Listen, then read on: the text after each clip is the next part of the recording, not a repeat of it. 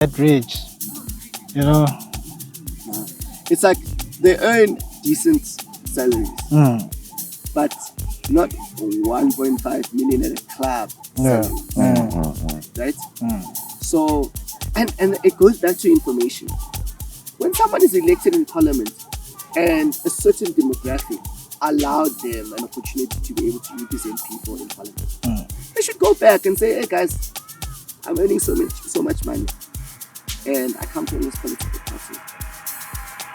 These are the opportunities that I'll be dealing with on a day-to-day. And this is how I'm going to share it with you. Yeah. Hey. Shit. Yeah. So I've been doing my shit. I'm just really trying to blow. Race against time, but I'm really riding slow. You be slowing me down, that's the thing, my bro. Looking at my homies who the realest I don't know. Even the closest looking like the furthest from me. Trying to work out the diet. You ready?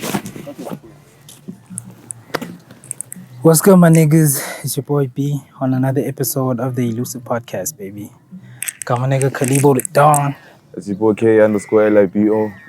Back with another episode. Special guest. Entrepreneur, author. Man, Sikhosana, man, you know what I'm saying? Let them know who you are.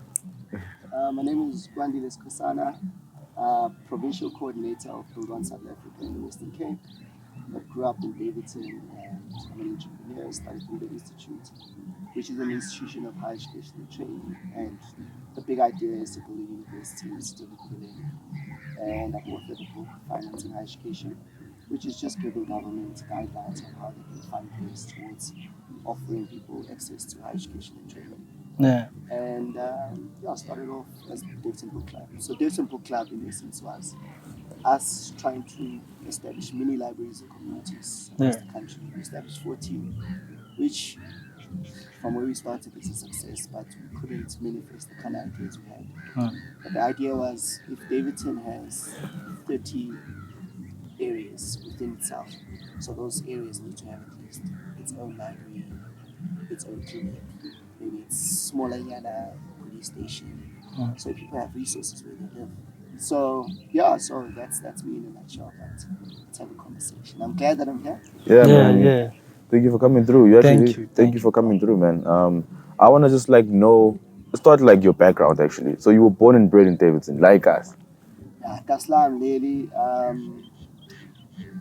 First lived in Mashangaleni, moved to Basutwini, Salemaxhoseni for a while.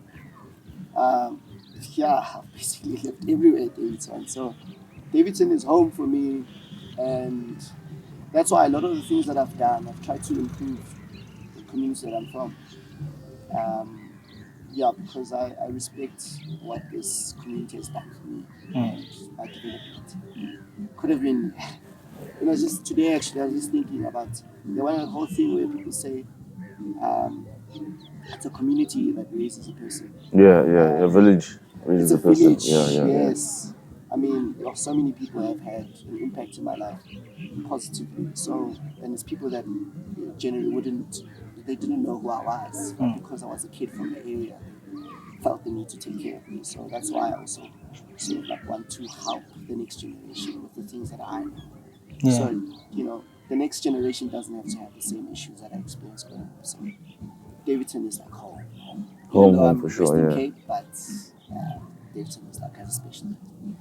We're actually shooting right now in a golf course. It's called the Daveyton, if you guys didn't know. It used to be a golf course, but right now it's obviously demolished now. I don't know what it is now. It's just the park now, they say. Tell us a story about that. You were telling us earlier on what happened to this and I mean, Daveyton actually, the name is the name of two partners that own this land. Oh. It's Davey and the other guy's name starts with an L, I forgot his name. But they own this piece of land, and actually Daveyton in itself used to be, I could be mistaken, but it used to produce the largest bulk of maize for the country. And then, Daveyton experienced drought. And that drought resulted in Davey and his partners selling the land back to the government. Oh. And when the National Party acquired the land, they built it up so that poor white people could live here. That's why the amenities that you find here are very rare to find in other townships. Because remember, with spatial planning and Group Areas Act and all of the legislation developed by the National Party weren't for our benefit. You know? But if you look at Daveyton, how it's built up, it has a bicycle ring. It has a massive stadium.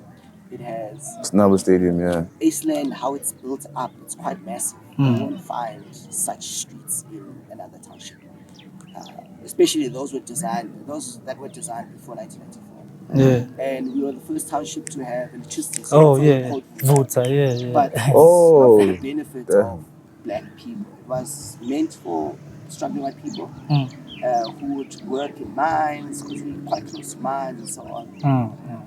And I think with plans changing, it resulted to a lot more black people living in the area and white people being taken to different places, like Boxburg and so on. Brakpan. So that's why you see quite a lot of black people. That actually makes sense. It was a white people's place because it's so close to Crystal Park and Rhinefield and Benoni, where it was whites, right? And a lot of now let's talk about Brakpan for a while. Brakpan is a special place for the city, but it's neglected now. But Brakpan has 2 taxi ranks. It's very central. It has quite a lot of amenities around it. It's like a train station. So it was very convenient to do business in Brakpan, and also the mines that are surrounding the area. So you'd find like a lot of skills moving to Brakpan, especially white people that the National Party wanted to take care of.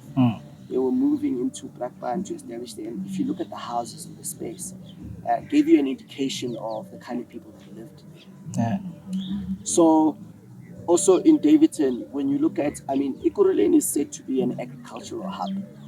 So all the agricultural sites are based close by. If you drive close to the airports, Kempton Park and so on, which is not too far from here, it's actually like close to Daveyton. So if you were white, you couldn't afford a car, you can just catch a bus and go to work and come back. So it was actually quite ideal for white people to live here. But plans changed. Your English is so good, and all the knowledge that you have, bro. Like, where did you go to school, and how did you acquire all this knowledge, bro? So, my family played a big role in like me appreciating knowledge and wanting to know more about like certain things. My grandmother used to buy a newspaper, and we would be forced to watch the news. And after a while, what you're being force-fed will become normal to you. So growing up, that was my staple. I watch the news at 7:30, and then after that, it's generation, and after that, you sleep. But that segment with the news, you got to learn about like crude oil, how the dollar is performing, what's happening around your area. So it's quite a lot of things. But also, I spent a lot of time in libraries. And also the friends that I had. We always liked to debate because we wanted to be better than where we came from. I went to Verkenne Primary School, went to Leland High, and then went to Northern School. Really? Yeah. Wow. So we were the first black class to matriculate in Northern. For real? So we fought a lot of. How old are you, bro? I was born in 1991. It's not like So 2009 was a matric. 32, yeah. So it's not that long ago. Yeah. But yeah, you were saying you were. So it's like, I guess when you live in an area like this in Daveyton, you have 2 options. You can either work hard at trying to build yourself, that you one day want to actualize some kind of success in a way that either will be through finding a job, going to university, going to college, learning a trade, or whatever, or you can easily fall into other things that are not in line with positivity. So you could be a gangster, you could be a thug, whatever. So those things are lived realities of someone growing in the township on a day-to-day basis. Like every young boy has to fight on a day-to-day on whether today they're gonna join a gang or they're gonna finish their homework. Because I always say, no matter how much money you have, if you live in a township, you're poor. Because the infrastructure that's in the township doesn't say, I know you earn a lot of money, so you're not going to be affected by these kind of things. Even next door, there's 30 people in a house that's meant for 5 people. And for whatever reason, electricity becomes a problem because electricity was developed to benefit only 5 people. It's going to affect you. Yeah, true. If your next door neighbor is a nyaupe addict and you don't play a role in helping that family rehabilitate that kid, chances are that kid is going to come and steal from you when you stand stealing from someone else. household. So everyone is poor here. So we always have to be mindful of the things that we do on a day-to-day basis to make sure that each and every person at least has a platform to succeed. Because it's a platform. Then the person takes the decision if they want to succeed or not. But at the current moment, there's no platforms like that. So it's almost like failure and the entrapment of being a criminal. It's almost like default setting. Yes. For a person to succeed in the township, you must think, if they're studying Eugene or Wits and they have to be in class 8 o'clock, it means they have to leave Daveyton at 5:30. How many thugs are waiting for you to walk by so that they can steal your phone, your laptop? So you're in constant fear just to access education. But that's a different conversation. I think, But I think that's important that you touched on that, because recently, like, I've been reading a lot of books, and me and Kalibo, like, you know, we've shared books like in the past and stuff like that. And I've realized that it's important for me. It's changing like my way of thinking, because growing up, okay, cliche, like my dad left, and you know, my mom couldn't really like look after me because she was too focused on keeping us like, you know, in school and keeping the bills paid and stuff like that. So I didn't really have anyone to discipline me or like to show me the way. So now that I'm reading books, like, that's like guidance for me, and I'm learning a lot of things and how to go along with life. You know what I'm saying? So this institution that you came up with, I think it is very important, because like a place like a township, basically, like it was designed for the people to suffer and suffer generationally. It's a concentration camp. Yeah, you know. Yeah, and you know, when Esther and I wanted to establish this university, we went through like hardship, proper hardship, because it's, you know, you I think as a community, not enough information is being shared around for people to even dream beyond where they come from. Yeah. So people automatically assume if you are born in a shack, like you can't dream about building universities, being the next Elon Musk or whatever it is. So chances are, when you want to establish something like the university thing, the kind of traps and issues that you experience end up with you maybe giving up on your dreams and your ambitions. Because it's just that we create our own boundaries of entry. Adding to that is the fact that, I mean, the legacy of apartheid is still like hard, like it's still there. Yeah. So we have to fight as this generation. We need to see you start from having a podcast with 1 mic and then growing and buying 2 mics, 3 mics. Then one day owning your own studios, partnering up with BET or whatever it is, so that we can see how like our own person succeed. We almost have to have a role model in each and every street. And we have to come back and build institutions that will change the narrative in townships. We need to do a lot of work to make sure that the things that fascinate us about towns and suburbs exist in our community. communities. And it's going to take some work. Not a lot of people are there for the long run. But people need to see us succeed so that they can believe in their own dreams. And as you're saying, like with that whole thing about like your parents not being there to be able to take care of you, to mold you and so on, that's a South African story. And I'm a parent now, and my role is to almost try and reverse that so that my kid doesn't ever have to ask themselves, where's mom, where's dad? Like, it's there. We are building together in partnership with our kids. So that they can dream beyond having to secure some time with dad. You know? Yeah. So obviously there's a lot of other things that, because when you focus on family, there's other things that you might lack. So, but I think as a community, we need to start taking care of the things that have frustrated relationships amongst Black people, especially, and try to make right of the things that are systemically, like, some of the things that we see on the day-to-day basis. Yeah, but I feel like what you're doing is really big, bro. You're creating a platform to help and like uplift your own community, because most people who succeed in the township leave the township and don't ever like look back. You know what I'm saying? For you to be able to come back and still like, live with the people there and try to make it a better place, bro. It's very. I'll give you your flowers for that, bro. Me and my brother actually call you the future president, bro. Yeah. No, and to that, when I was 22 or so, right?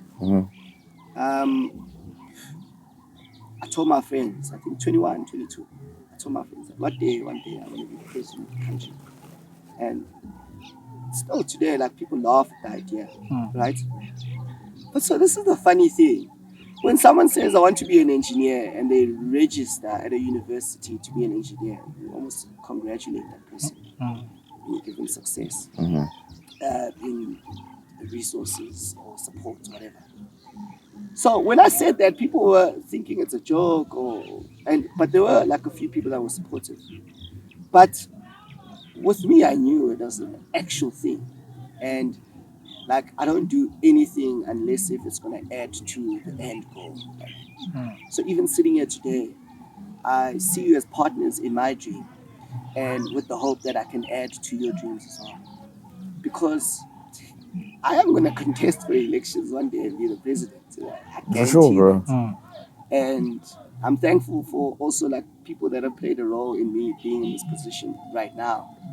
Because I don't know if I mentioned, but I'm with Build One South Africa.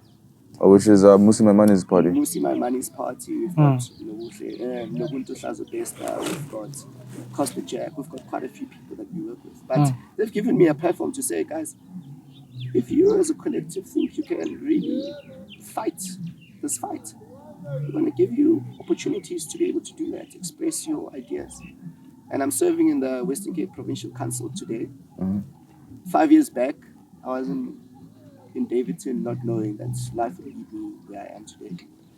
But for the mere fact that I'm serving in the Provincial Council, just showcases that, dreams are valid, and there are people that are there that want to just push you forward. And yeah, it's gonna happen, guys. I promise you. Like, I'm gonna make it. Are you very spiritual, bro? Very, very spiritual. Like, born and bred Christian. That's been my life, and that's where I get a source of like strength. Because life is challenging, especially you would know, like, growing up and experiencing life as an adult, and you having to take responsibility of quite a lot of stuff, and chasing the dream and making sure, but also taking care of family. It's quite a challenging dynamic and takes some time to reach a balance. But in the process, you experience a lot of hardships. So yeah, you have to have a place where you go, where you can gather some strength and face life and the expectations that life has on you. So I'm very Christian, and I believe that God has taken me from one point to another. Even through failure, there's some challenges that I've experienced in my life, and when those things happened, I knew God was trying to do something with me. I was homeless in England, man, like, Really? and a complete stranger. Help me out. If it's not God, I don't know. What happened? What were you there for? Another podcast. I was elected with a couple of people within the continent and the world to go and represent our countries in the British Parliament to give a speech about the work that we do, why we do it, why we're passionate about the kind of things we're doing. Educational reform, that's like one of my cause. But also how we can, remember at the time, there was talks of Brexit. So Britain was trying to look at the young people and how they can partner up with us in building Commonwealth, because if they were moving out of EU, then they would have to find other partners. So we're looking at like what we can do in the Commonwealth to make sure that Commonwealth countries regain that status that they once had and make sure that there's greater collaboration. So people like us needed to work with people in other countries to make sure that we share resources, opportunities, so that if I want to build a university, I don't have to just look in South Africa for opportunities of financing, but I can just call someone in Kenya and make that thing happen. So it was a good session. I mean, we did some workshops at Facebook headquarters in the UK, did some stuff in BBC. I mean, we had like we worked at the mayor's office in London. It was a great session. Wow. But for me to get there, someone needed to finance my trip. And I had extensive communication with Jacob Zuma's PAs and various staff members of his team. And I thought I was going to get financing. So I was relaxed. I was like, the presidency is handling it. They'll come back. Was this during his term? It was during Jacob Zuma's term. Okay. And I mean, they were communicating extensively with me, which I commend. I say, no, we're still looking at this. We'll come back to you. And just as I was about to leave, to just send me an email saying, budget's tight, this and that. And then the executive mayor at the time of the city of Kwandile helped me with a one-way ticket. So I almost had to find money to get back. Yeah. And a couple of other people just, came on board and just gave me money to be able to get the ticket. But then the person that promised me the largest amount of money bailed on me on the day of me leaving the UK. So I went to the UK. At the time, the pound was sitting at, it was 28 Rand a pound. And I had like 300 bucks. Yeah. Got to the UK, bought coffee, I think it was like 300. I don't know why I went to the specific restaurant. Maybe it's aesthetics or I don't know. Yeah. But I went in and I paid like a ridiculous amount of money on like the coffee and the tip. And I was like out. Yeah. And went to the conference after that, had 2 weeks 2 to 3 weeks where I had like nowhere to go. Yeah. I was like, you know what, I'm still going to stay here. I called at the time the ambassador of South Africa to the UK was Zola Squai, I think. Sent an email to them, didn't get back to me. I still had hope. And someone saw me. I think it's because of like the South African colours as well. I don't know. But no, I was at the conference actually. This person like from South Sudan, David. I was like, what's the story? Like I shared like, after this conference, I'm gonna be like down and out. And a friend of mine from Kenya, Julie Ojiambo, also like supported me. And then finally I got cash and I was supported through. So it's that whole thing of collaboration. If you have an open heart and you're sharing from a place of abundance, even if you don't have anything, what happens is that people are drawn to you. They want to get more of your light. And in so doing, they have to support your dreams in ways and means that you wouldn't have thought would be possible. I mean, South Sudan. Yeah, out of all places. It's like the most random place to get support. And it happened. It's a very poor country, actually. Funny story is my dad actually worked in South Sudan. Yeah. It's like Juba specifically. Yeah, it's war there. It's just like, it's very poor. Yeah. And they helped you out, so. I mean, it's crazy. Shout out to Dave. Shout out to David. Shout out to David. If you're seeing this, David. But it's crazy how far like belief can go. All you need to do is believe. And I think people who are stuck, they lack faith, Yeah. And at the very core, at the very core of South Africans, now this is everyone, I don't think we lack leadership capabilities. We, as a country, we've experienced so much that almost everyone has leadership capabilities. So yeah, we've experienced so much as a country that everyone almost has leadership capabilities, right? And everyone believes that South Africa could be in a better place. So it's about creating opportunities for people to be able to express those leadership capabilities. And once people believe in themselves, then they want to do more for their communities, for their people, their families, and so on. So, with me having maybe the belief that I have, is because people planted seeds in me and they believed in me because they saw something that I, at the time, didn't see. So, the idea is to constantly have these conversations and constantly engage people about opportunities of bettering themselves. So that, going back to that point, we need to have, each street needs to have a leader. Each household or each family needs to have a role model. And all the family structures need to be intact, need to be healthy. So the mom and the dad need to be present so that the kids grow up in a conducive environment. And once we get the family dynamic right, and the country is safe, because who would want to steal from the very community that gave them a mandate to take care of them? Because right now, I'm going to talk about politics a bit. The people that are stealing from us are people that have no relationship with us. So it's easy to steal from someone that you're not going to look in the face and see the poverty that you've created through your own creed. But if people themselves were leading their own communities, their own street committees, their own industries, they would take care of it because they realize that this is not a Kwandile thing, but it's a Kwandile and who is the beneficiaries of Kwandile, that's the kids, families, and so on. And the more I take care of this, the more money and wealth I generate for them, but the more money and wealth I generate for my partners. So, and for the country. So, I think we need to regain the belief that we have in ourselves as a people. I think there's a lot of people that are killing themselves because of depression. And I know those are psychological elements that need psychologists and doctors to intervene. But I also think a lot of it has to do with how we've lost our values as a people. And morals. We don't believe in ourselves anymore. And when you see people like Esther Mahlangu, when you see her shine, it's like, we have to celebrate her. She's doing well.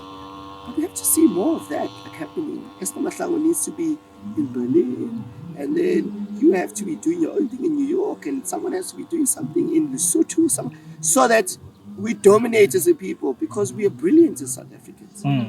But there's very little opportunities that have been put in place to make sure that we thrive as a people. Especially as black people. As black people. So, and we can't complain from like our comfort zones. We need to decide, we need to take up space. So if SAPC is not going to give you a platform to have your own show, start your own thing. And if you don't have resources like a camera, a microphone to start your own thing, start a TikTok account, use a cell phone. There's always ways and means to start. And once you start and you showcase that you believe in your own dreams, people will jump on board. And you won't believe the kind of successes you experience just by starting.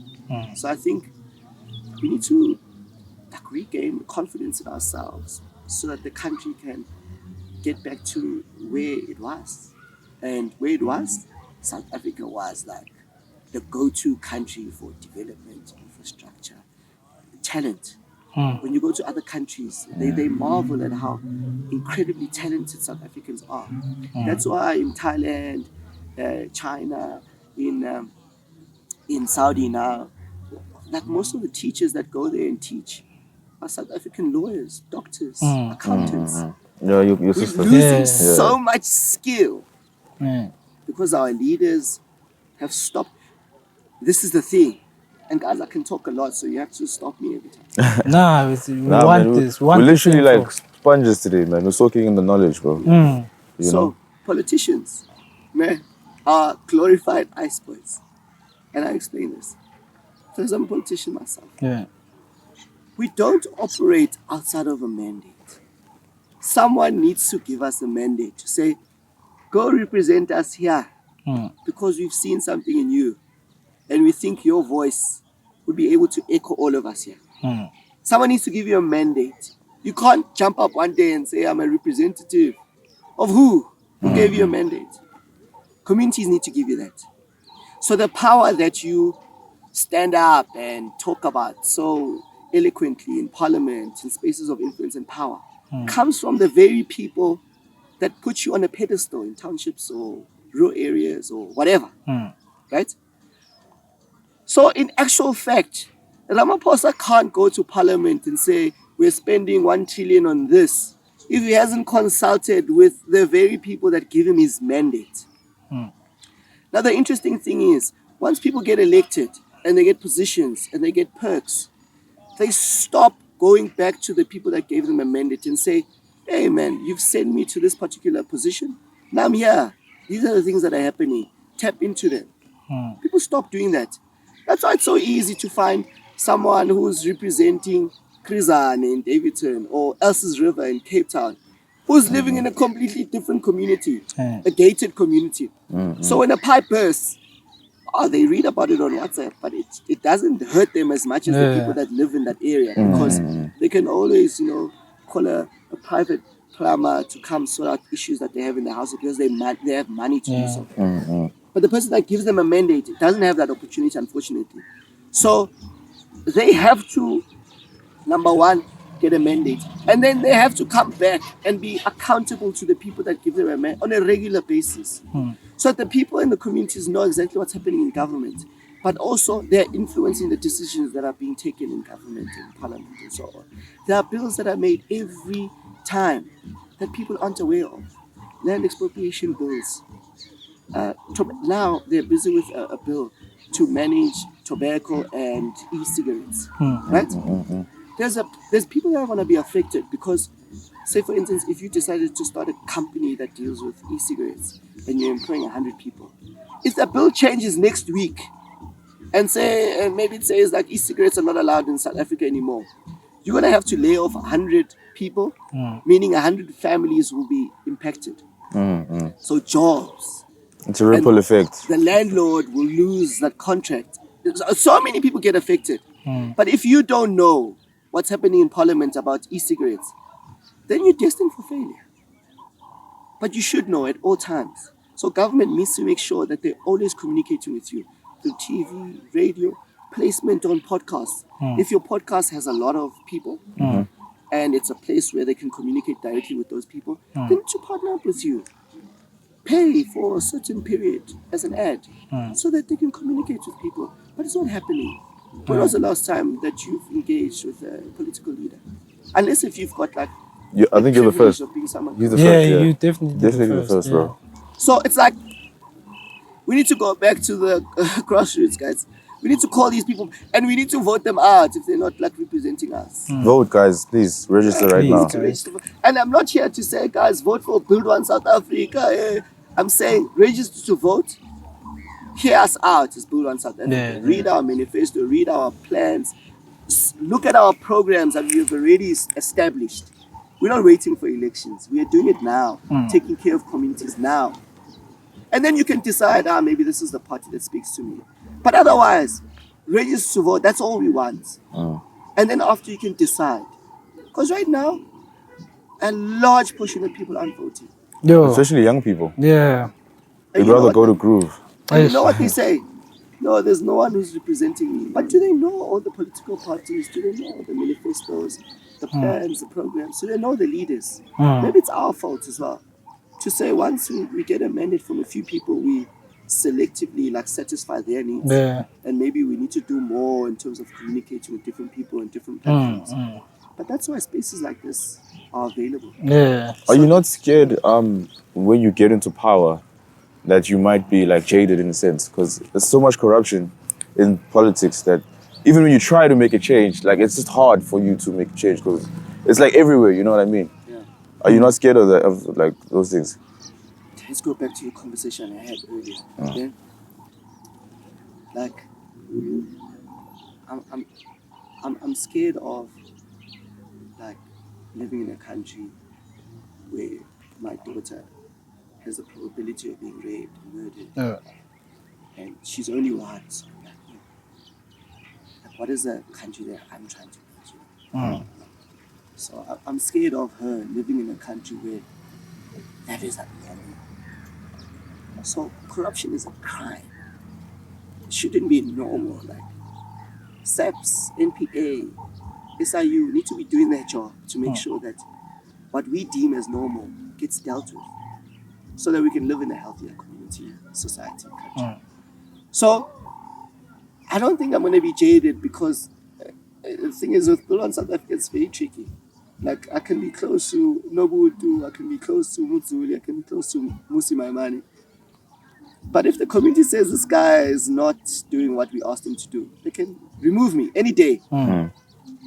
So there's no security. The security comes with doing the actual work. So yeah, so that's one thing. That's an accountability measure. But also, we need to fund institutions that take care of the country, like the NPA.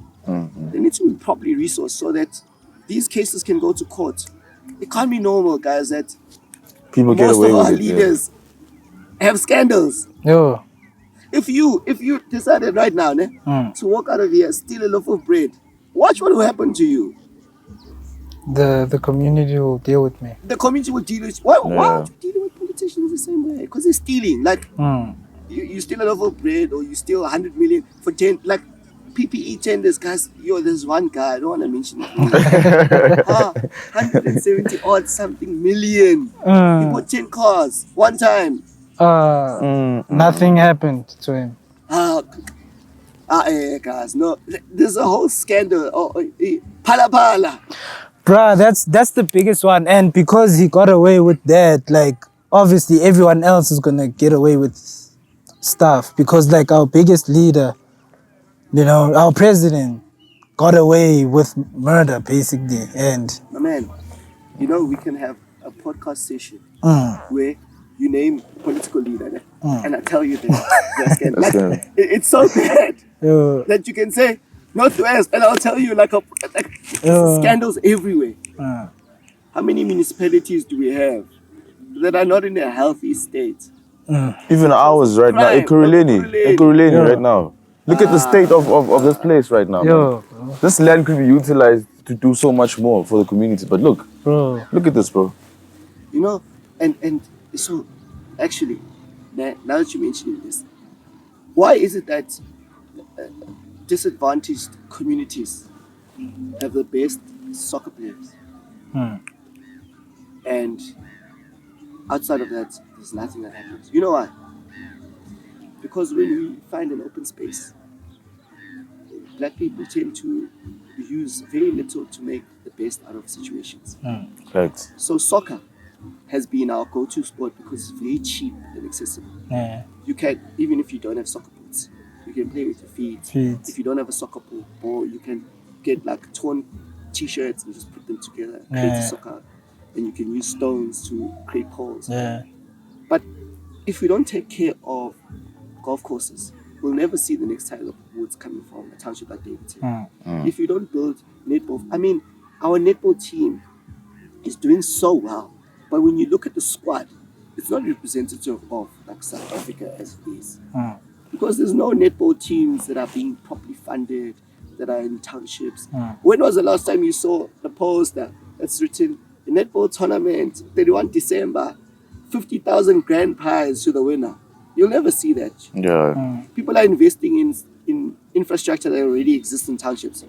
And that's unfortunate because there's so many other things that exist. I mean, there's softball, there's swimming, there's all these things that people can be doing as a way of securing their future and income. I mean, professional sports has a lot of money. A lot. When are we going to see the next Rake Nyetling being a black person from Soweto or from Ocean View in Cape Town or from Fude in Kailicha. We're not going to see those things happen.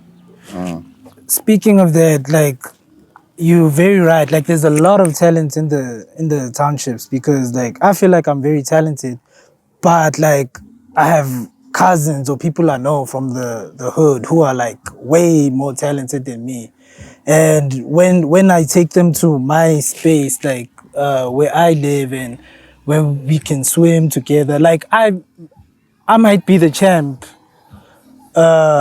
around my people, like at school or wherever, but when they come to visit me, like they way better than me in whatever that is, whether it be swimming, soccer, sprints, you know what I'm saying? Yeah.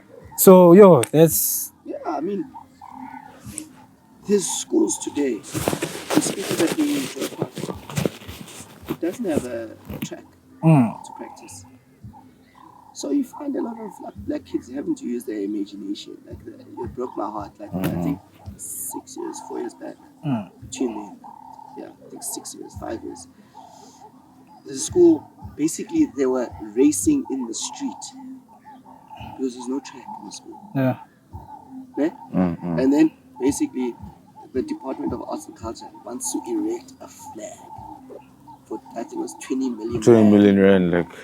And I'm like, it's like, guys, are you even aware of like communities that you serve? Like, this is a third world country. Number one priority. And he was like, yeah, this is gonna bring about tourists and so on. That's great. We need tourists to generate invest, income and tourism industry and so on. But if we live in safe communities, South Africa is already like a beautiful spot. It doesn't need to do much to attract people to come visit. But if it's safe, and if the kids are being involved in something that's positive, then the whole country changes its posture in terms of, like right now, if you've got iPhone 14 in the township, maybe I may see it as, that's like a great tool to use and it's great for photos.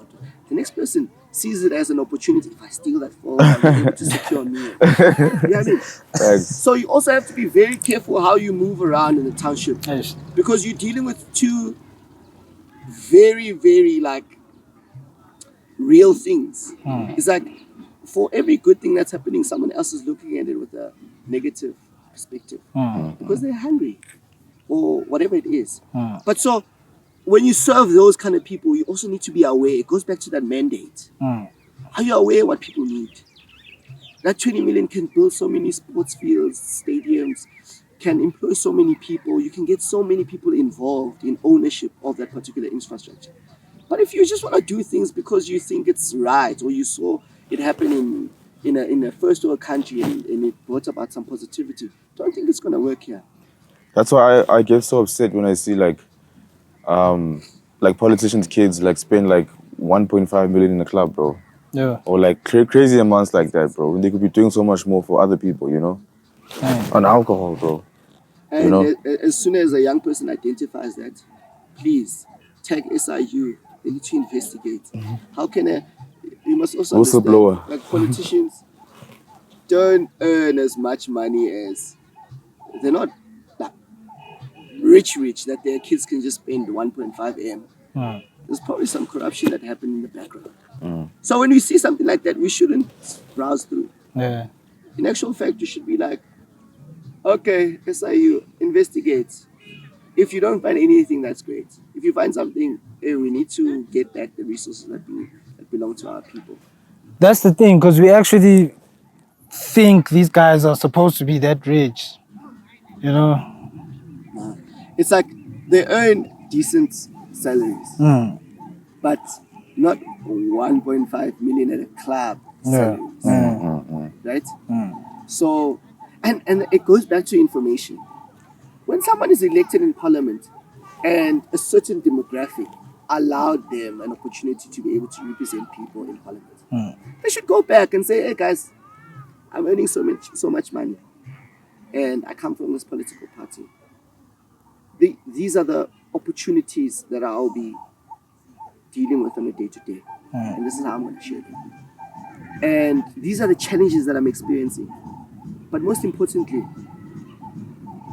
this is a spreadsheet of, because they have to contribute to their political party so that the organization can continue to do the work that it's doing and grow. But they need to be accountable to the people. When you are employed as a general worker at a tuck shop, the people around you know exactly how much you're earning, when are you taking leave, and so on. They know exactly. So politicians aren't above laws. They need to be accountable to people as well, because it's important. You can't, as a voter, not know who's doing what, how much are they earning, what are they using their money on, why is this person now building mega mansions when he's supposed to be earning X amount of money. It doesn't match. Is there corruption here? What's actually happening? So those are the conversations that we need to have. But also, we need to start really chasing after information, guys. We are getting older, and we can't afford to not know what's happening in this country. Yeah, I think another important thing, since you mentioned the information has to be passed around, people have to know, I think this is what everyone always says, leaders have to be young, man. Why, And the tricky thing is, it can happen next year, next year's elections. If we as young people, now I'm counting myself, if we as young people wanted to have a completely different cabinet, we can make it happen. The largest grouping is young people in South Africa. If we all register to vote and decided, guys, over this age, you have to be an advisor, because obviously you've accumulated knowledge, you can help these guys that are leading. But we just want to see young faces in parliament. Young people can do it. They can. They can literally, guys, it's not even far. It's next year. You understand how close? We can have a complete revolution as young people. In fact, guys, it could be a nice turnaround for this country. Because young people have ideas, they've got skills, they've got knowledge, they've also experienced hardships in the country. They've been there to watch. We as a country, we've sat down and watched Judge Zondo deliberate on various accounts of leaders stealing money from us. So are there ever any convictions on that Zondo commission? So the commission has deliberated on the kind of things that need to be done for these leaders to be held accountable, and also there's been some court cases, but it's not enough. We need to see courts being established to deal with just this particular thing. We need to see an influx of lawyers that are employed just for this kind of thing. Administrators. We need to see, this country, we need to see almost a shared idea on what's the goal for the next 5 years. If we're saying, guys, we're not going to focus a lot on maybe this and that. We just want to fix the country in terms of our leaders, rooting them out, those that are corrupt and so on. For the next 5 years, a huge injection of money is going into this particular agenda. And the agenda is corruption-free South Africa. I promise you a lot can be done. But now, you find that there is a need, or, Judge Zondo and his team wants to do some good, but they don't have capacity. And unfortunately, the judicial service has to get a budget from government for them to administer certain things within the courts. So if they're not allocated enough, it's almost like you have to give me money so I can try you. But if you don't want to give me more money to employ people so I can hold you to account, then it's going to take longer for me to deal with you. So because they pull the strings, basically. It's a lot of things, but we are getting to a... the thing is also, it can take some time, but that's going to come. Do you believe that the Stellenbosch mafia is in control of the country? So I've got two ideas about it. And when I moved to Cape Town, I thought, since Stellenbosch is so close, Stellenbosch Mafia is gonna call me and say, can you build this university quickly, my man? Because we're seeing you struggling. But I've never encountered the Stellenbosch Mafia as an actual thing, personally. So I don't want to speak on the Stellenbosch Mafia as if it's something that I've had experience with firsthand, something I've heard about, right? But if it actually exists, because remember, the Stellenbosch Mafia is a thing because they are financing certain political leaders to take certain decisions that are beneficial to them. If it's an actual thing, then it has to be dealt with because they're influencing decisions that need to be influenced by people who vote for those specific leaders. So it needs to be dealt with. But if it's a detraction as well, to say it's Stellenbosch Mafia and then we forget about the Daveyton Mafia or the Mpumalanga Mafia. Because there's a lot happening in this country to an extent that we're actually not focusing on all the things that are happening.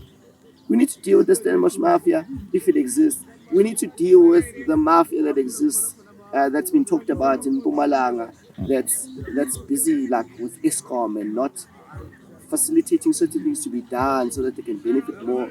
We need to deal with a lot of mafias that seem to be existing in this country.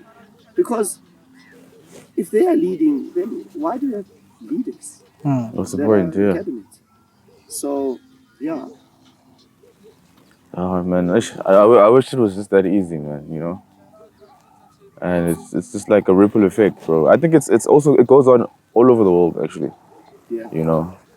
Because if you look at it, like as Africans, we are the most disadvantaged people. We're marginalized everywhere in the world, you know. But it only gets worse, though. Like, and the more these guys get away, like more people join because they Bible good. If you can't beat them, join them. But so that's a unfortunate part of certain political organizations, and I don't want to mention it. But if an organization has a certain culture, it's very difficult to change organizational culture and how processes, how things are done. So that's why it's almost a great idea to investigate what these new parties are doing. Because the idea is to change how politics are being done. Because currently, you must remember also that people are poor. And if they spot some talents in you and they promise you a better life, instead of investigating what the better life is, you tend to follow the person that's going to give you the keys to success. But sometimes those keys lead to you stealing from the very people that you were trying to represent initially and you were trying to fight for. So we need to change the way politics are done. But young people are different, man. We can say things are getting worse because of the people that are governing us at the country. But I've seen some young people that have decided to do things on their own and have gone on to do some incredible things. I mean, for people like, you just see them like doing incredible things in the African Union, in the Commonwealth, in the UN and so on, and they're coming back to aid, to start some NGOs. If you can look at the amount of NGOs that have been established by young people, and they're just trying to do some community benefit, you'd be so impressed. And those NGOs are existing because young people have seen that they don't have a voice in the political structures that exist, so they just want to start NGOs. But we are saying, come on board, guys. We want to support you in the things that you want, and we want to give you a platform so you can succeed.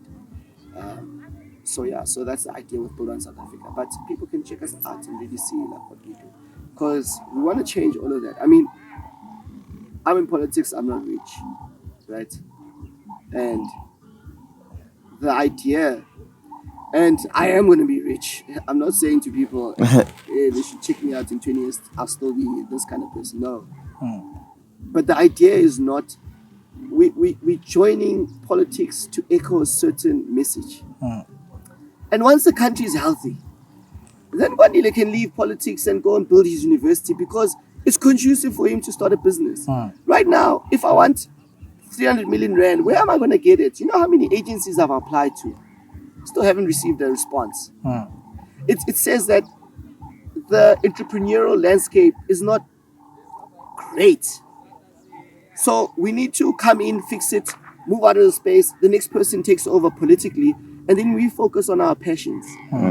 But what's happening now is a person is in politics for 30 years because they've now started to enjoy the benefits of being a politician. And they said they're only going to do it for 5 years and then move into the next thing. But so we have to develop that culture that to say politics is not about milking it and being greedy. It's about taking up a certain message. And once the time has expired, you need to move on to the next thing. Yeah, Austi, so how do you come up with the curriculum for your institution? Sorry. So we've got academic developers that work with us. And we're working with Lebu, who is a lecturer at the TVET College. We're working with Julie Ojiambo, who is a human rights advocate for the African Union. She's also done some work for the UN, a couple of other agencies. We've got both Sarah and myself, who have been in the entrepreneurial space for quite some time. Sarah also graduated from Gibbs, social entrepreneurship. She also graduated from UJ. Doing paralegal. So we've got a pool of people that assist us in terms of advising with regards to how the curriculum should be.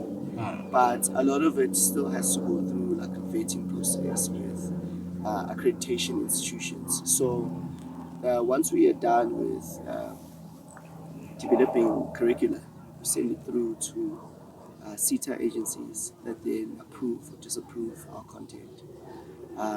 And then so we can run, so if they approve, we run like accredited courses in that particular space. But if it's non-accredited, it means that we're using the curricula that hasn't been approved by them as an agency, but we see a need in it in the community. So we've got two types of content and training manuals that we use. Okay. And yeah, but for the university institution, we are going to have to redevelop content to suit the Council of Higher Education and Training, get endorsement from the Department of Higher Education and Training, and all the agencies and authorities that are there, because CETAs, they regulate certificates, short courses, maybe a learnership, and then the Council of Higher Education and Training then regulates if you want to have a diploma, degree, honors, bachelor's. You don't just decide that one day I'm going to do this. It has to be congruent with their rules, regulations. Something as small as this, right? So there's certain hours that you can train someone, and then they have to go and get assessed, or they have to take breaks. So you need to incorporate all of those things, and where they're trained needs to be conducive. So all of these things play a role in your curricula being approved. So you can't just decide, I've got information, I'm going to do a podcast and just teach online. You have to be aware of where the country is in terms of what they're trying to achieve with academics and be in line with it, so that you don't misinform people that are desperate. Because the assumption is that if you're training people in a curriculum that you developed, chances are because there's a need and people are desperate. So you can't do that. So that's that. So when we do the university, we're bringing on board quite a few people to help us with that. We already have architects, we already have construction companies that want to work with us, we already have curriculum developers. We have the knowledge infrastructure for us to start. It's just about us getting certain approvals for land, getting certain approvals for finances.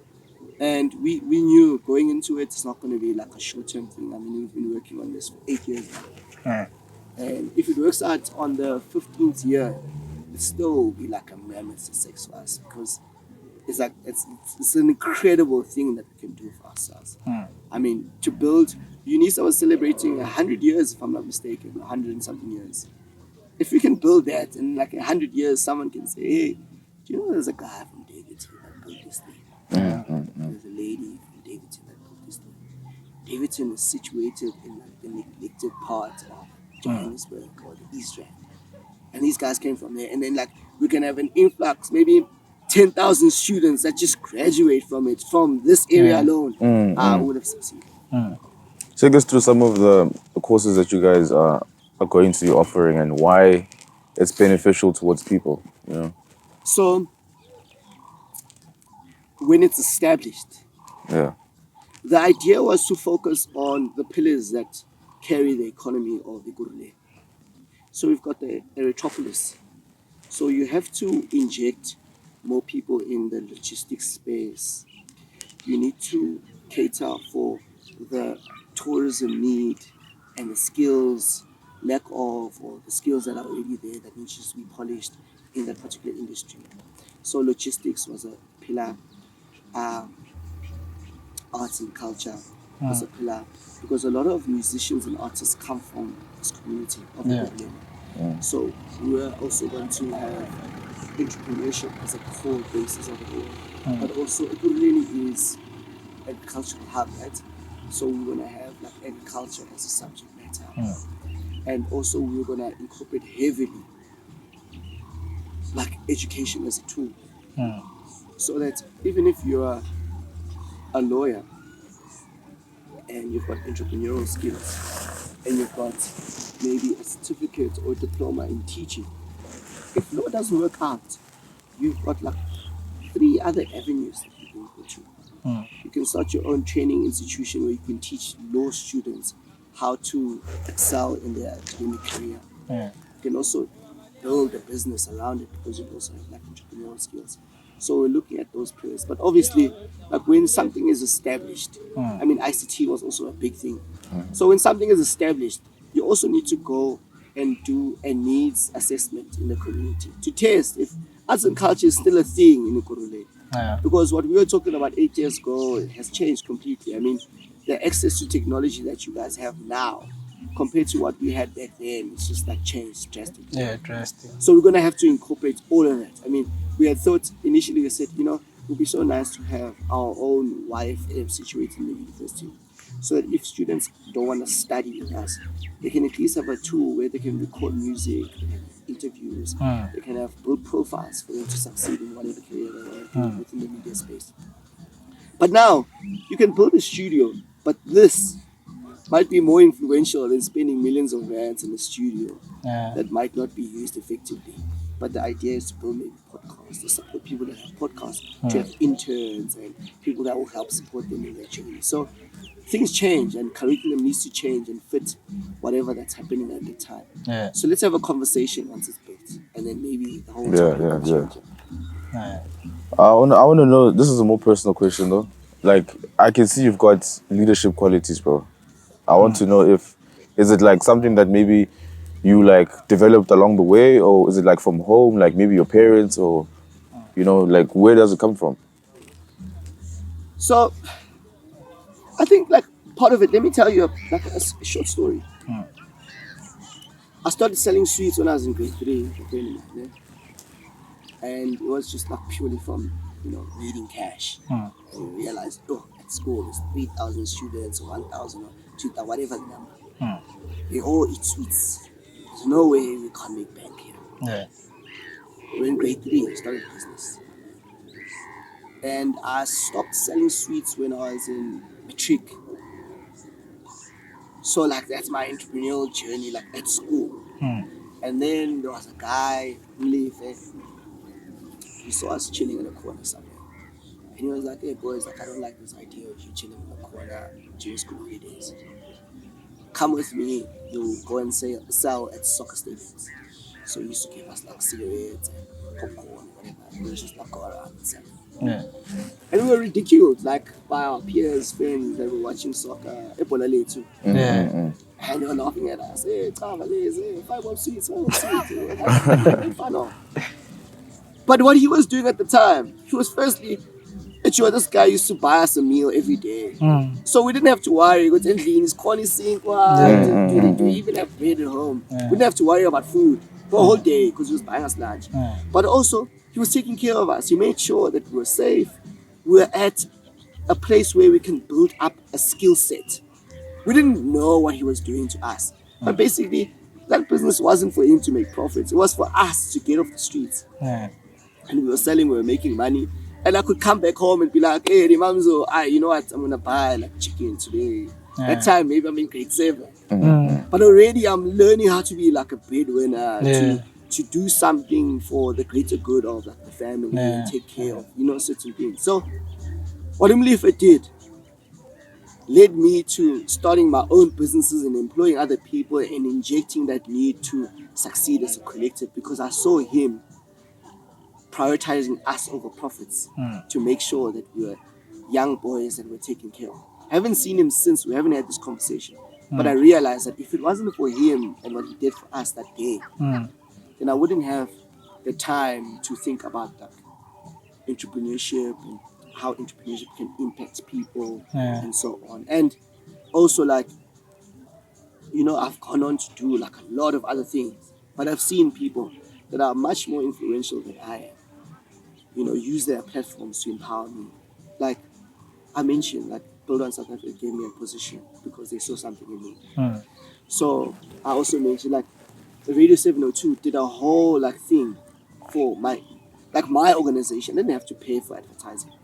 They did a whole thing where every day, like randomly, you just hear an advert about like what we're doing. Yeah. Because they wanted to empower us.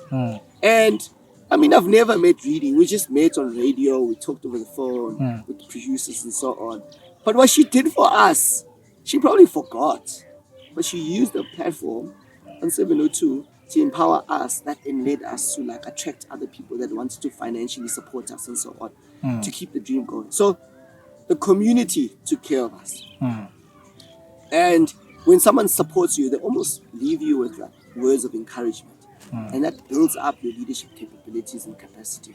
So I think everyone is born a leader, but you are cultivated into a certain path by the people you surround yourself with. I mean, your aunt calls us and just prays for us.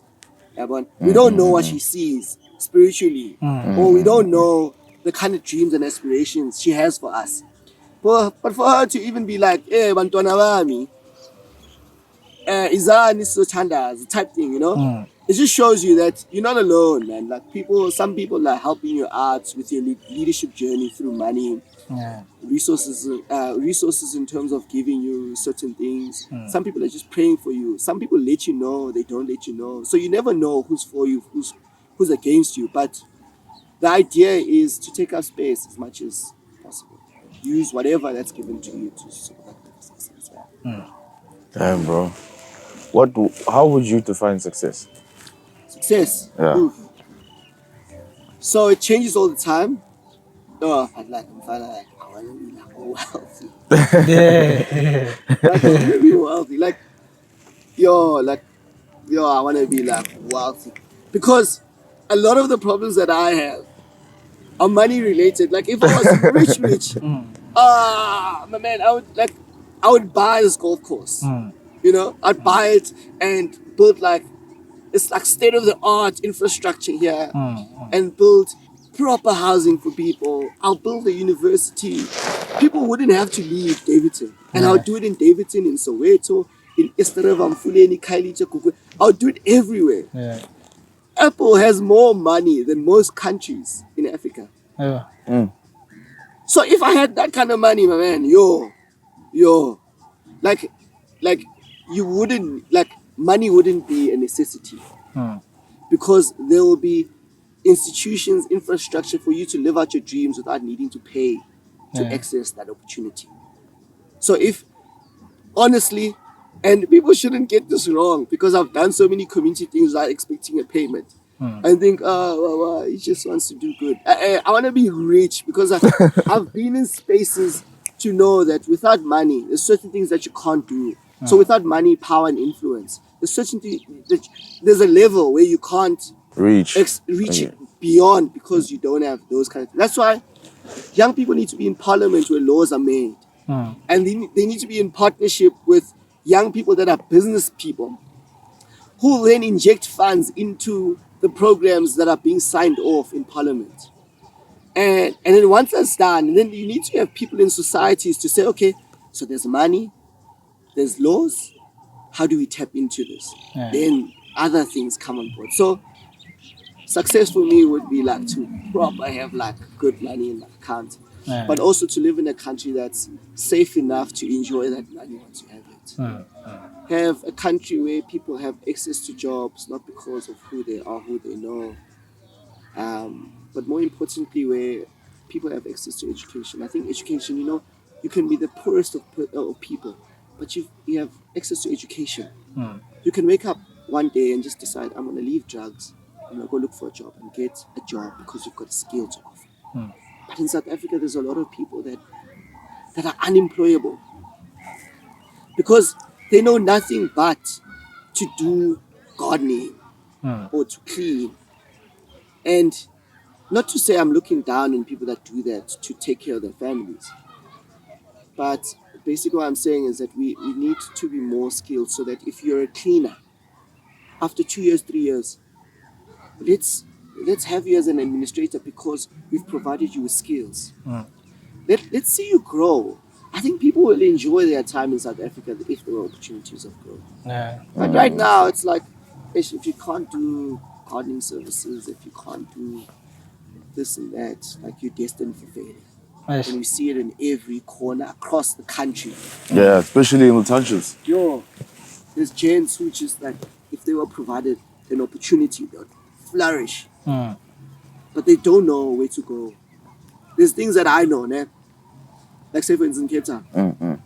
When I got to Cape Town, I was like, why are so many white kids surrounding the harbour? What's the story? What's happening there? And then I realized that people that work as cleaners on boats actually earn like a decent salary. So they're doing exactly the same job as our CEO or lady that's cleaning someone's house. Yeah. But the salary gap is different. It's just exposes you information. So there's nothing bad about like being a cleaner. But if you can be a cleaner that has medical aid, that gets a good salary to take care of the family, then if you want to do it, then do it. But people need to have like information skills. They need to have training and so on. So success for me would be a country where everyone has equal access to opportunities, equal access to resources or infrastructure. If I'm sick, I want to know 5 kilometers there's a clinic, 2 kilometers there's a police station, and that exists everywhere in the country. I want to know if my mother wants RTP house and the state is promising to build RTP houses. Firstly, there's an opportunity for her to actually get on the list and actually get a house without any connections. But otherwise, if they can't provide me that, then they need to provide the son or the daughter an opportunity to upskill themselves so that they don't have to wait for RTP house to secure a home. But they can work towards getting a job and then build their own home. Right now, there's generations living in RTP houses because there's just no opportunities for generations. Yeah. So that's problematic. Very problematic. Don't you think, like, with building like a university, with the states, the countries in, like, people like looting and destroying stuff? Don't you think? Do you think of that side, like it might get destroyed or? Or sabotaged. Yeah. People don't destroy what they care about. Right. Like I told you, anywhere in Daveyton, anywhere. In fact, not even in Daveyton. You can even take me to anywhere in Cape Town. Yeah? Another person won't walk into these communities freely. But because I have a personal relationship with all of these people, they care about me. I've shown that I care about them. Yeah. Through the things that I've done. People will take care of me. Yeah. I walk at night here, and maybe a person wanted to rob me because they didn't see me. Even after a while, they see, Kwandile. They're like, Exe. And then they give me advice to stop walking around at night. they almost made a mistake of robbing them like this. People don't destroy what they care about. So Yeah. if you involve them in the development of the university, so they don't just like are observers of development, but they become bricklayers. They now start to learn how to plaster and they get involved in that. Some people become groundsmen, they take care of the fields. They know that our uncle every day is able to buy bread because of that institution, and they will take care of it. But what's happening now, there's a relationship breakdown between what we have and the people. Because people see universities as a place to go in, access education, and leave. But as an alumni, you actually need to, once you've graduated, go back and say, hey, this institution has served me. How can I serve them? Yeah. Maybe go there, give extra classes, lecture, or do whatever program to help the next generation. But there's no proper communication or engagement with people around institutions. And I'll make an example. Nowhere a university is built, it's not just the students that benefit, but the community. You know how many tuck shops open around the university? There's a thing where it's called the university economy.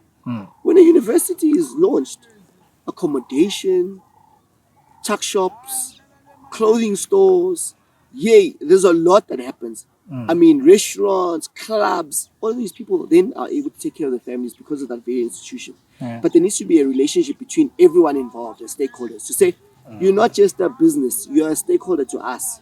Take care of us as we will take care of you. That's Ubuntu. To say, don't play loud music at 8 o'clock and beyond, because these students that are servicing your business need to study. So that there's rules and regulations around how we interact with each other. So I'm not worried about beauty, but I want people to feel like this is their thing. Because I think, man, people are burning things because there's no relationship. They see a mall, they don't know when people are employed at that mall. Why that mall actually exists, because there were tuck shops that were owned by their uncles that now are losing business because of this mall, but this mall doesn't do any CSI projects in the communities. So there's it's just a mall, where I get food.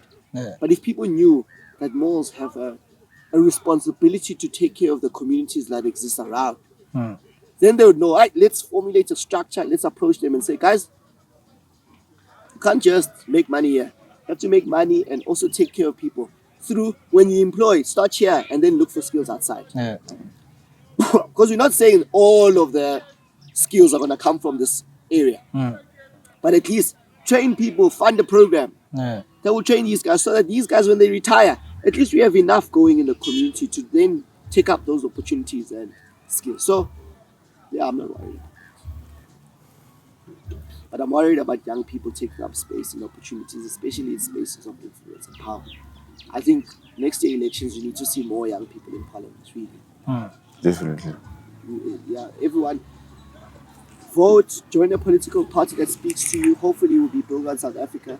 But really, people need to take up space. That's why we created, sorry, bro. Like this platform, to be able to like make people aware of such issues that we face, you know? Because these conversations have to be had, you know what I'm saying? And I didn't even know about Build One South Africa. So now I have an option, you know, because the elections are coming up and not just that. So then my role is that now that you know about us, I need to constantly engage you about how we benefit in communities. Because it's like, I also don't want you to vote for Build One South Africa because you know Kwandile. Because what if something happens to me? There needs to be something that's going to hold you to, or that's going to anchor you within the organization. So you need to, or I need to share information about what we're doing, some of the programs, how we uplift in communities. Maybe if one day there's an opportunity for me to take you guys to the Western Cape, let's do it. So that you can see the work we're doing in the Western Cape, so you can see the work that's being done in Limpopo, Free State, KwaZulu-Natal, Gauteng, all of these communities. So that maybe we can have a grand finale on the 31st of December and say, guys, instead of doing a podcast, maybe let's capture all these moments and do a documentary about all the experiences that we've had. And maybe the idea is not even to talk Build On South Africa, but to talk to all the leaders that represent people within Build On South Africa, to say, why did you choose politics over engineering? Why do you believe in the things? What's your why? And I think from those stories, you start getting nuggets that will then, you know, influence conversations to take us to the next level with this podcast and other spaces. Any last questions? Nah, do you have? Nah, I know, man. You've covered a lot. Yeah, a lot, man. yeah. It's been an honor sitting with you, bro. Yeah, Like I said, we've been like a sponge, bro. I'm just gaining knowledge, bro. Bro. Too much knowledge, bro. And I'm sure this is going to be a very conscious episode, bro. Very eye-opening. No, I'm a fan to the podcast. As I said, I've been watching you guys. And it gives me great privilege to sit amongst you, because hey guys, I know like a lot can happen within 24 hours. You know, I could share this podcast with people that have influence. You could share this podcast until someone is watching. Yeah. You know, there's a guy who was doing a podcast. I forgot if it's Rwanda or something, but like a forgotten country type of thing. And no disrespect to Rwanda, but I think Oprah was like watching, or through Oprah's people, you know. And that guy got an opportunity to have like a channel or a segment within O because of what was happening in his country, and he was just like documenting stories. After a while, someone picked it up, boom. So this is a big deal to me, and I thank you for giving me the opportunity to come and have a conversation with you. And I hope this is not the last one. No, Yeah, definitely, hopefully bro. not. Oh, I wanted to say also, like your life, you keep getting help like everywhere you go. You know what I'm saying? And I think that's because of there's something you said in the beginning of the podcast, like people don't think there's abundance, and there is, and you believe that, and that's why like everywhere you go you keep getting help. You know what I'm saying? It's sort of like the story of the boy from The Alchemist. Like everywhere he went, he kept finding like what you call this. But yeah, you get what I'm saying. So I think like if people can get like what's the knowledge that keeps you positive the way you are, like, you know what I'm saying, like that could help a lot of people. And it's that simple. It's like a simple belief of something, you know. You know, one person once said, I think it was Litao from Hopefresh. He said on a Facebook post, he said that we come from poverty. So even if we went to the highest of levels, if you fall down, you go back to our default setting. We know what it's like to live in poverty. So people just need to realize that it's all or nothing, and nothing is normal to us. So we really need to like, but also like, like that billion rand check is like sitting here. Like, see it. Yeah. But yeah, man. I think people are going to learn a lot from like all the success stories that are coming out of Benoni, coming out of East Rand. And I think there's something to learn from everyone. And I think we should have more of these conversations. Definitely. To give Upuja, who's been running a soccer team for 13 years, having no support, and but like it's bringing up like soccer stars, which just like don't know how is he doing it, right?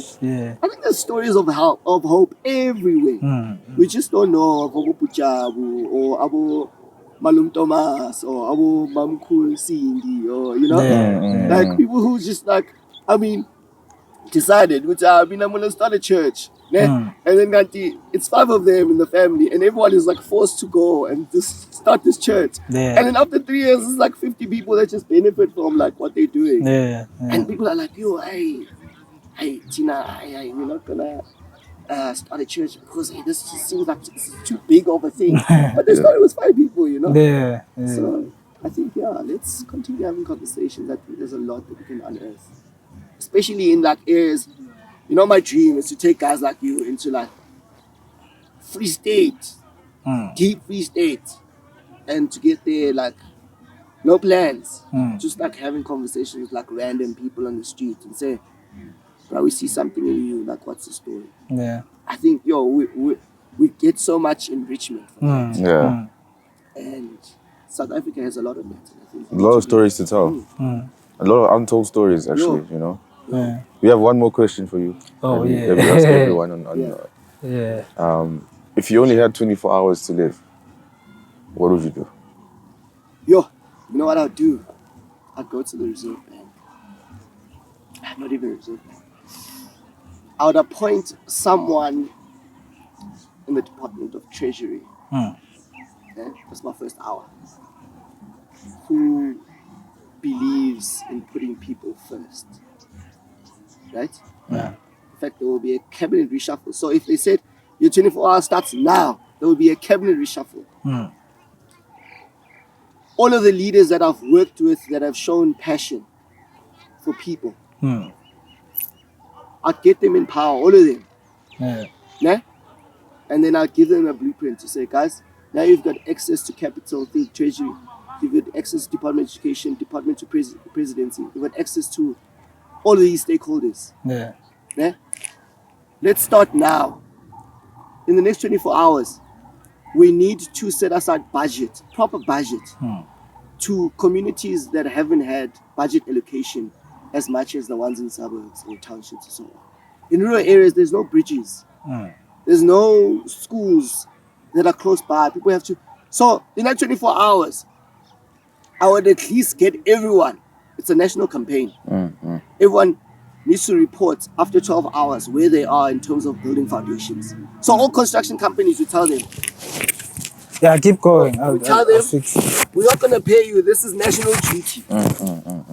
All the project managers, all of the landscapers, this is national duty. It's locked down. No one goes to work.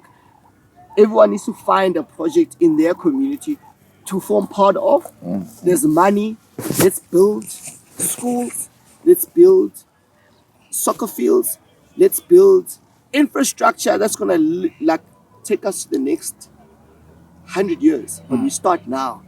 Because I think the idea is that, so say for instance, people are not cleaning this particular space because they see it as somebody else's problem. Yeah. But if we, as national shutdown duty, said there's access to everything, if you need tools, but no one's going to sit at home, everyone is going to band together to do this particular thing. And nationally, we're going to clean up, we're going to take care of things, we're going to build, I think I'll be the happiest person. If I just saw like a drone shot in each and every community, there's just like community development happening everywhere. Then I know if I die, there's at least 100 schools that have been erected by people that have skills but didn't want to form part of it because they were chasing financial success as opposed to country success. We need to put our country forward. Like, first, it needs to be number one. And there needs to be at least a day where there's national duty. Like everyone, Nelson Mandela Day, certain companies do it, certain people don't do it. But we need to have a day where we all say, Mina, I'm gonna, on my podcast today, instead of talking about other people and their successes, I'm gonna focus on the successes of the country. Push it out so Americans can, or people from outside the country, the continent, can see the successes of the country. Because sometimes we are looked upon as like, oh, this country doesn't have electricity. Yeah. This successes can happen here. So I think there needs to be a day of national duty, and that day needs to be properly financed by the state, public sector, and also the NGO that are financed outside of the country to really work together, because there's money in this country, but people are doing their own thing. You'd find there's a soup kitchen here, a soup kitchen here, a soup kitchen here. Why don't they band together? This guy says, okay, I was funded for a soup kitchen, but I'll build a container so that the soup kitchen can happen. And then the other guy says, okay, let me just pay the people that will volunteer instead of getting them to volunteer for free. So it's not an ecosystem where everyone works together. So now the department of this does exactly the same thing as this department, but it's not talking to each other. They all need to be catering for the unemployed youth. Not doing it. So they're spending money on like gala dinners, stupid stuff. We don't need that. We need proper development. Something we can touch, feel. And I think that will convince us as a country. So, yeah, it will be really wild, and I didn't like properly structure my thoughts, but like, I just see like development everywhere. I think, You're really passionate about people, bro.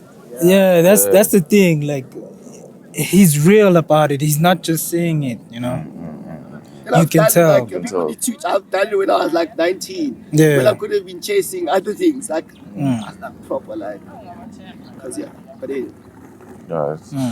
Thank you for coming through, bro. Hey, shout I out, really man. appreciate it, man. Yo. I think it could go for long, but yeah, hey, Thank you so much, bro. yeah, We need to do this again soon. yeah, most def.